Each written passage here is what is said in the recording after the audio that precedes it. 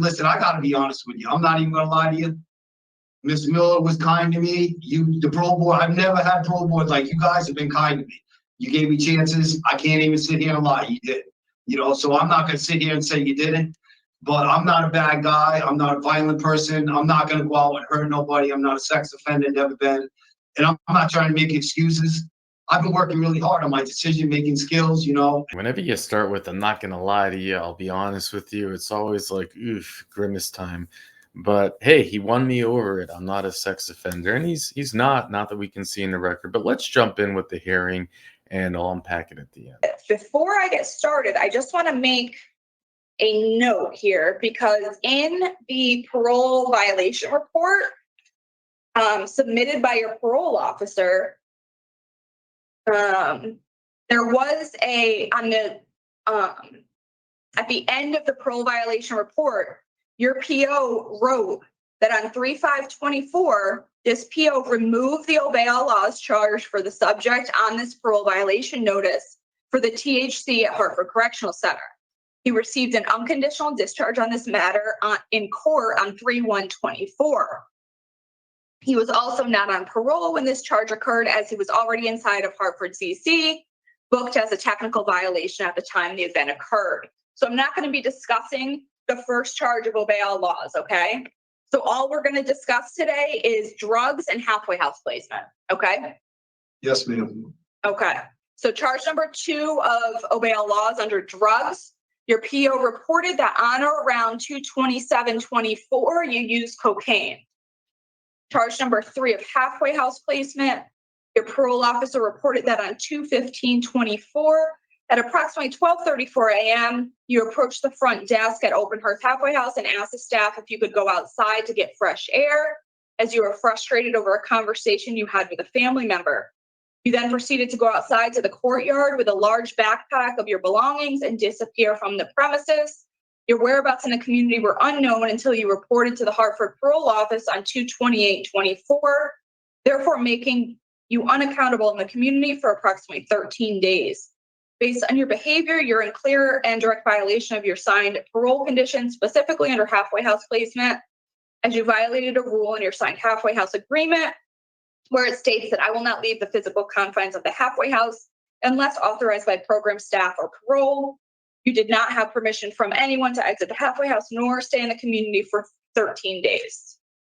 All right, so that's what your parole officer charged you with. I do have evidence from parole. Exhibit A are your parole conditions. B is a halfway house agreement. C, Open Hearth incident report.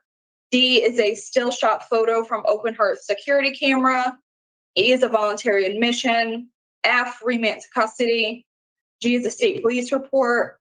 H, critical incident brief from Hartford Correctional. I is a contraband photo. J, notice of parole violation. And K is a parole violation report. All right, so that's what I have from parole. I do not have a parole officer here to offer any additional evidence at this time. So is there anything, excuse me, is there anything you wish to say regarding those charges I just read? Well, I mean, as far as leaving the halfway house, I actually had a job interview in the morning. And what really happened, so what happened is when I got sent to that halfway house, it's in Hartford. I'm not from out there, but when I was in here, I'll be honest with you, I had like a store, you know what I mean, to make money because I didn't have a job or anything in here and nobody could send me money. So when I got there was a guy there that owed me some money. He owed me some money from here, but he went to another dorm here, so I couldn't get the money, but he said, oh, I got you. But I run into him as soon as I get there and he says, oh, I seen him. He says, oh, I'm going to give you the money. I owe you whatever. Then what happened is that I didn't say nothing to him for a couple of days, whatever, because I just got there trying to figure my way around. I didn't have much. And he says to me, oh, I ain't giving you shit. You're a punk or whatever. And I said, listen, man, I said, you know what? I'm not going to get into this shit with you or whatever. You know what I mean? I said, I want my fucking money. I'm being honest. That's what I told him. So I left, and he was on the other side of the building, but in the same floor as me because he was DOC. So this is the night of that. The next day I had a job interview at 1:00. and everybody knew I had it because I was happy about it, because I was, happy that I was going to go get a job, and the guy, I had a good feeling I was going to get the job, you know what I mean? It would look good for me. Or at least I felt that way. So everybody knew. So now all of a sudden there's cars pulling up in the front of the building and people are like, oh, we're going to get you tomorrow. Cause I guess he's fucking gang man or whatever he is. I don't know what he does or whatever. But I'm in the city in Hartford. I was scared. I'm gonna be honest with you, I was scared because they were saying, hey, tomorrow when you come out, they were yelling shit up to the window, driving by. I'm not talking about like they got cameras there, but I mean, the shit is kind of loose, wide open, But anyway, I'm not trying to make excuses for it, but I probably could have went down. I didn't want to go down and tell, you know what I mean? Just. I don't know. It just, I saw then my sister. So a couple hours later, my sister calls and says she has a miscarriage, lost her baby. She's my little sister. And she's fucking crying on the phone, I need you. Where are you? This, that, and the other. And here I am. So naturally, I'm thinking the worst, case scenario and my bad thinking, decision making. I'm like, you know what? I'm not going to let these dudes fucking get me tomorrow. I'm just going to fucking take off. You know what I mean? And hopefully they'll put me in another halfway house or whatever, or I'll contact them tomorrow or something, and then you get out there. And then I started thinking, oh no, they're going to fucking put me in jail. And she contacted me. Listen, I got to be honest with you. I'm not even going to lie to you. Miss Miller was kind to me. The parole board, I've never had parole board like you guys have been kind to me. You gave me chances. I can't even sit here and lie. You did, so I'm not going to sit here and say you didn't. But I'm not a bad guy. I'm not a violent person. I'm not going to go out and hurt nobody. I'm not a sex offender, never been. And I'm not trying to make excuses. I've been working really hard on my decision-making skills, and my life was not easy growing up. I didn't, I'm not still here. I am. It sounds like I'm making excuses, but it's really hard sometimes that you just subconsciously do shit, or you my fight or flight mode comes in.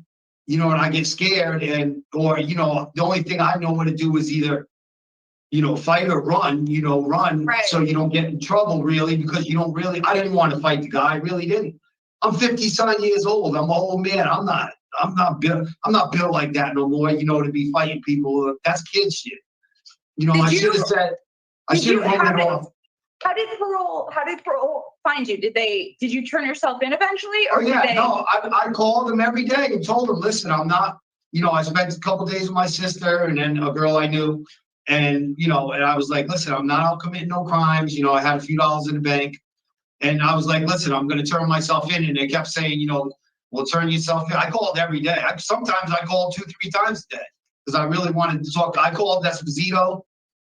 Michelle Esposito in Norwich, because she was my former PO for 15 months. And she's like, listen, and Miller, they told me, listen, when you turn yourself in, bring clothes, because we're probably not gonna, you might not go to jail because you didn't commit any crimes. You left, you shouldn't have left, but we might put you in a program or in another place or something like that, and you might not go to jail. So I was like, well, listen, I'm going to turn myself in.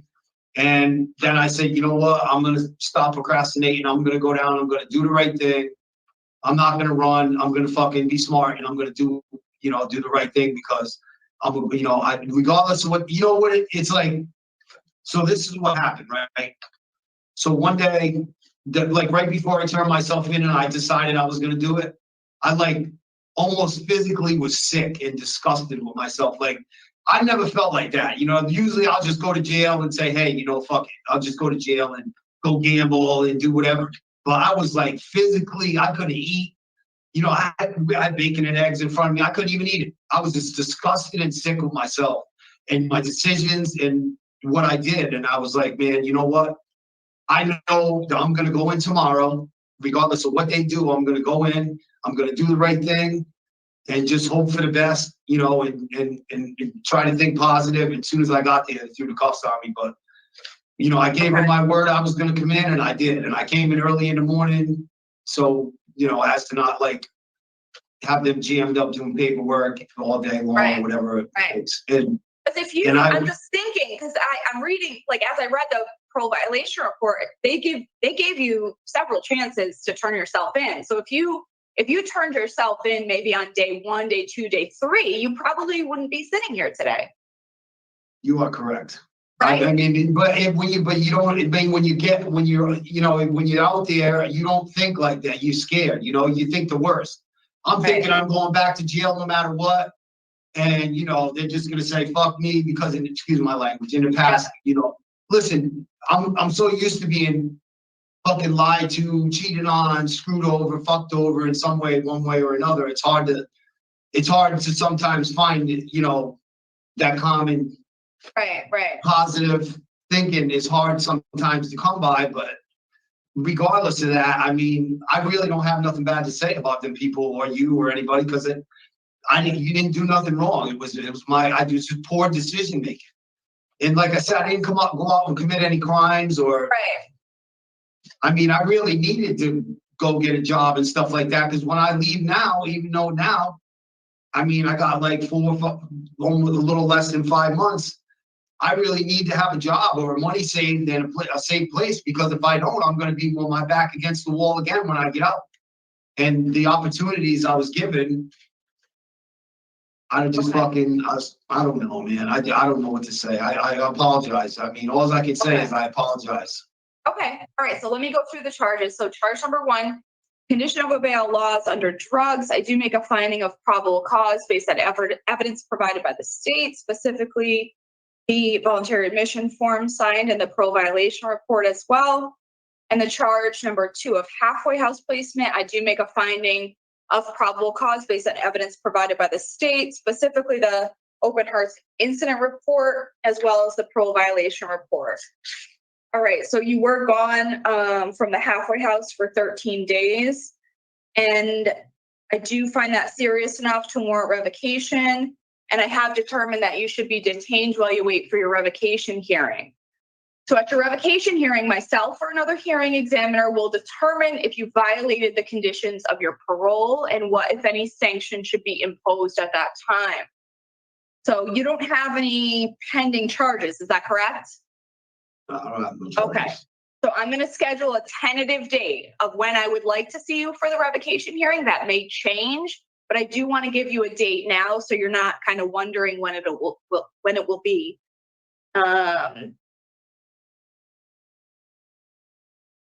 So I'm going to see you tentatively April 22nd, okay? Which is in about a month. And I will see you for the revocation hearing. And I know you do have a EOS date of the August 15th date, but I would try to do something before that date. So that's why I'm seeing you rather early for the revocation hearing, okay? So tentative revocation for 22. All right, do you have any questions for me, sir? Nah, I mean, they brought me by then, you're probably just gonna say discharge. Not necessarily, okay? I don't know if you have supervision to follow or anything like that, but you never know, okay? I don't have nothing. So you never know what can happen, okay? So I will see you again next month, okay? All right, this concludes the preliminary hearing for Peter Smith, number 188257. Good luck to you, sir. Thank you. There was so much word salad in this hearing that I actually feel like I've gained a few pounds after watching it. There's something in the water, or maybe the dressing in Connecticut, because these hearings are just wild. I can't get over the fact that how many show up to these hearings and just curse and curse and curse.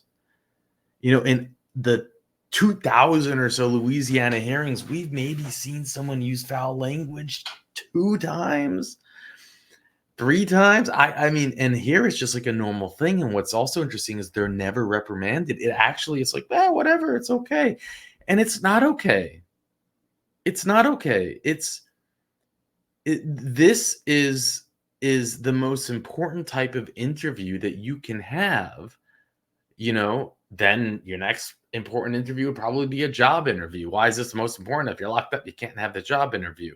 And if you can't control yourself cursing here, how are you going to control yourself in any other environment? yet we see it over and over, and I can't get over that fact. But mostly it's, how does the board allow them? And again, I think it's like a culture. It's got to be a culture top down thing. If the parole board allows it, you got to imagine that under them, if you want to look at it that way, like prison guards allow it. And, I don't know, does the warden allow it? And then on top of the parole, does everyone just okay with it? Can you show up to a court in Connecticut and curse and the judge would just pretend it's not happening? I don't know. I know I'm making assumptions, but to me, it seems quite bizarre. And it seems to be, it should be the responsibility of the board to remind them that that they should not be talking in that language. Okay, now that I got that off my chest, what a strange interview. I just don't get it. It's like he was scared the guy was going to hurt him. He ran away, and then, he should have just came back, but he didn't. He was his sister and the miscarriage and his friend and his... Oh my gosh. And I don't know what they mean that he thought he'd be okay in a month, and they would just drop it or something. It's like, no, I don't think so. You're not gonna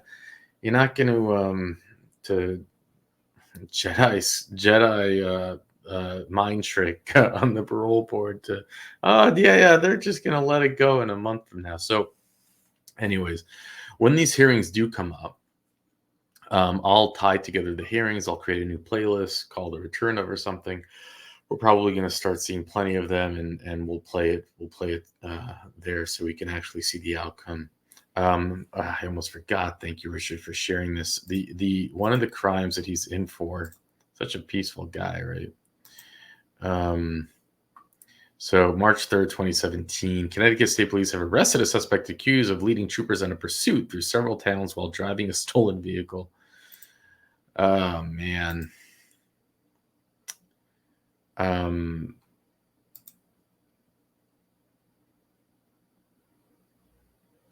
While driving a stolen vehicle. According to police, Peter was driving a vehicle which was reported stolen. When the troopers tried to stop the vehicle, he took off, driving state roads for 26 miles. I bet you we can find the footage of this chase. This was in 2017. The 26-mile chase. I mean, that's quite a ride. He went through plenty of, I guess, counties or whatever. Troopers eventually surrounded the vehicle, at which point he rammed two cruisers. Police said that he was eventually stopped on Route 354. No injuries were reported. So he goes on a 26-mile chase. He gets surrounded. He rams them. He faces multiple charges, including first-degree larceny, interfering with an officer, assault on a public safety person, drinking while operating, reckless endangerment. In Louisiana, they would have charged him with attempted homicide. We've seen that many times. So he's lucky that they don't do that in Connecticut. Here's January 20. He was arrested. He was in his box truck, a stolen box truck. He went on that run in a box truck. Man, I mean, that could have done damage when he ran the police officers. That's pretty intense. A resident called the vehicle stolen. Police tried to stop him, but he kept going. Norwich police reached out to state police, who helped pursue him. He ended up in a culvert. He was taken into custody at 4:40 a.m. after a brief struggle, charged with third-degree larceny. And he's not a violent guy, right? He's just an old man, according to him. And let's see what else we have in his record. Whenever I go into this, I know Richard's still in the hospital. I haven't heard from him. I'll let you guys know when I do. I hope he's okay, but I always feel like I'm hanging out with him when I go through his work. So he has 2014. And remember, this only goes back 10 years because they stopped sharing records after 10 years. So pretty much as soon as a record's allowed to be here, we can see it. 2/4/2014. Actually 10 years and a month ago. He has, under suspicion of alcohol, I think he's a third DUI, 1 year in jail.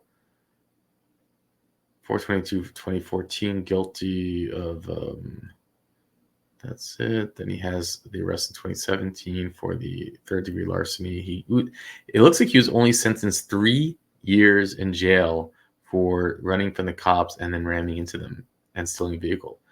And for him not to be like Connecticut, they take it easy on these guys. Wow. Oh, never mind. So they also gave him 5 years. They gave him 3 years for the larceny, 5 years for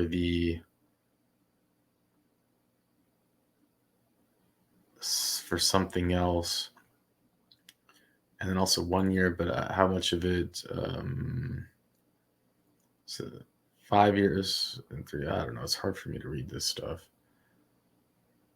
He got more than that, obviously, it seems. But